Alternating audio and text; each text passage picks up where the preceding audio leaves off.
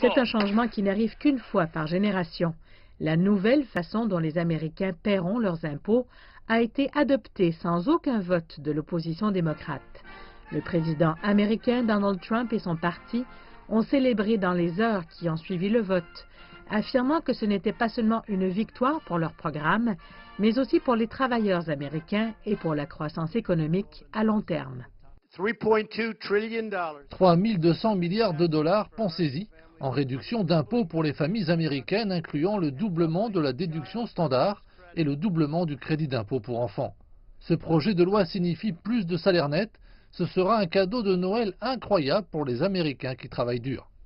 La mesure réduit les impôts pour presque tous les Américains, mais les allègements fiscaux pour les particuliers expireront après 8 ans. S'ils ne sont pas prolongés, ils remonteront. Le projet de loi élimine aussi un élément clé du programme national des soins de santé, mieux connu sous le nom d'Obamacare.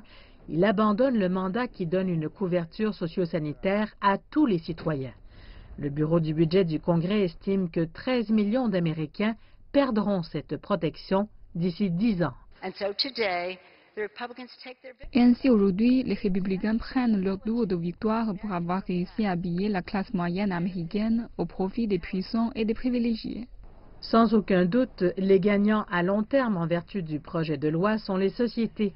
Leur taux d'imposition passe de 35% à 21%.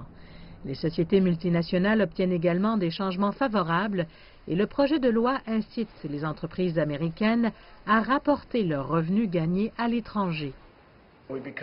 Nous sommes devenus compétitifs à travers le monde entier. Nos entreprises n'auront plus à quitter notre pays parce que le fardeau fiscal y est trop élevé.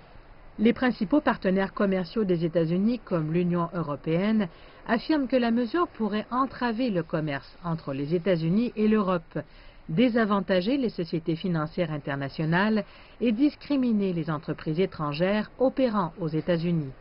Cela donne aux entreprises américaines un avantage sur le terrain aux États-Unis par rapport à d'autres sociétés. Nous avons vu l'Union européenne et d'autres commencer à discuter, à savoir si ce processus particulier, hâtif et très autoréférentiel peut constituer une violation de certaines dispositions de l'OMC. Selon les estimations du gouvernement, la nouvelle mesure fiscale américaine ajoutera près de 1 500 milliards de dollars au déficit national au cours de la prochaine décennie. Les partisans disent que les réductions d'impôts stimuleront suffisamment la croissance économique pour compenser les coûts. Comme ils partent pour retourner dans leur district pour les vacances de Noël, c'est un message que le parti du président devra vendre à un public américain sceptique.